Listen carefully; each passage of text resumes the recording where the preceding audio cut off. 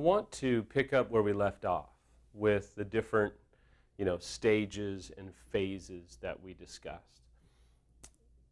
The phase that you eventually come to is what Samantha called, I hate you, but I love you. And I say these things humorously because, man, some days you have to find some humor.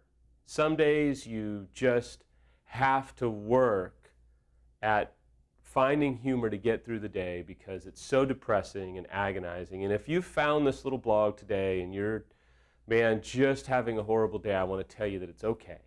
And I'm sorry that you've had such a horrible day. And there's going to be some good days. There will. But it's how you push through the bad days that determines when you'll see a good day.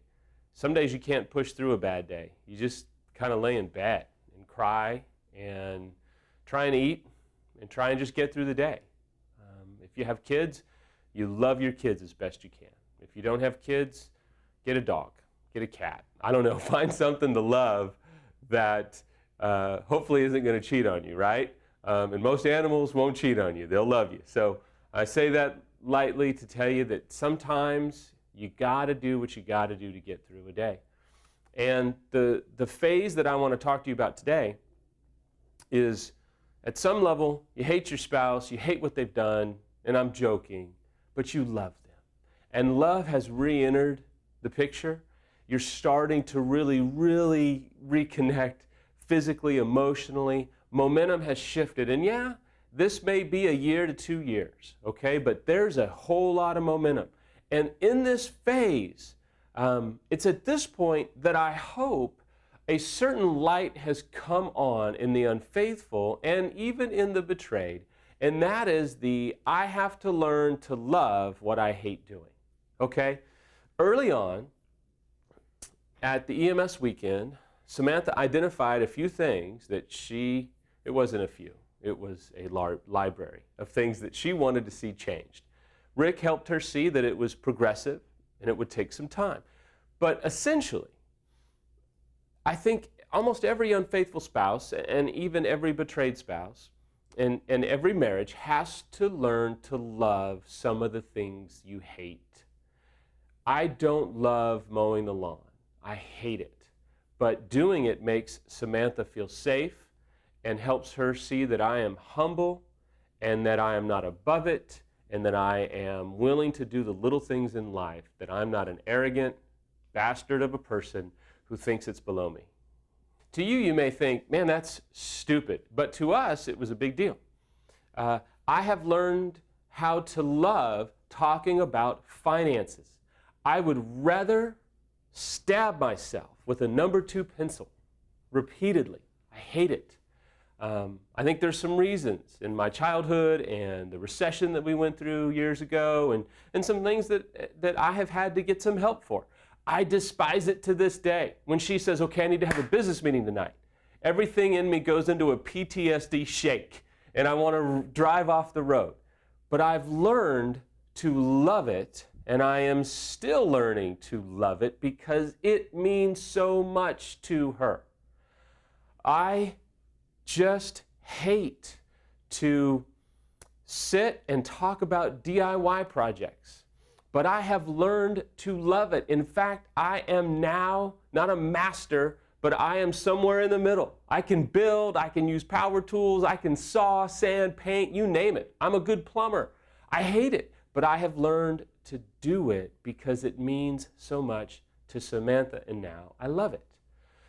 There's a point, and even for the betrayed, you're going to have to learn and ask God or ask or get some good quality help to learn how to love to do some things that you hate.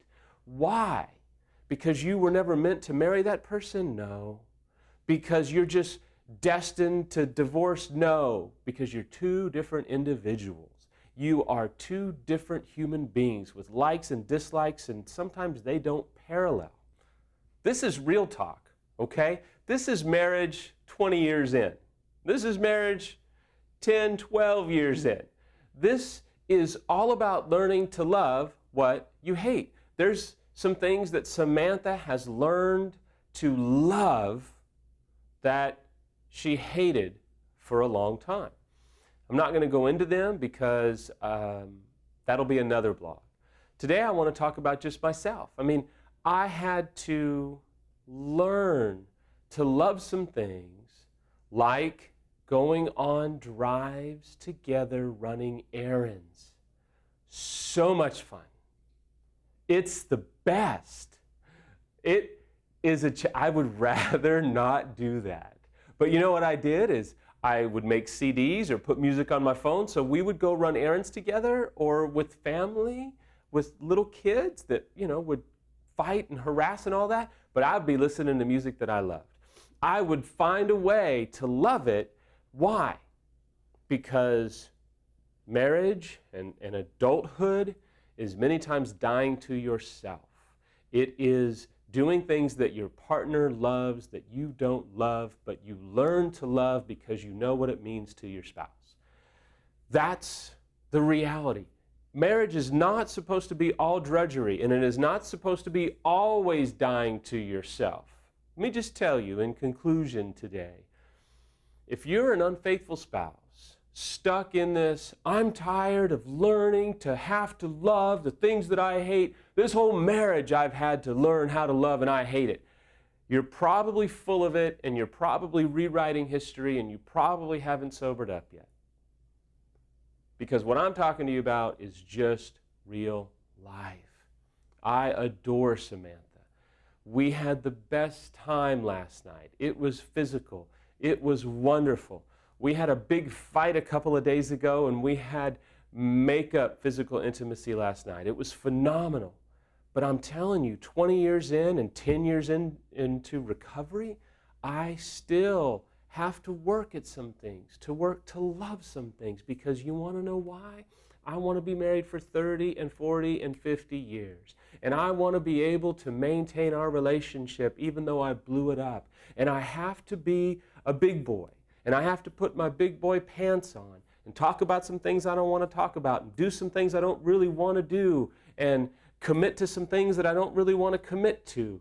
But it's all about the salvation of my marriage. It is all about finishing the purpose of which my marriage was orchestrated for.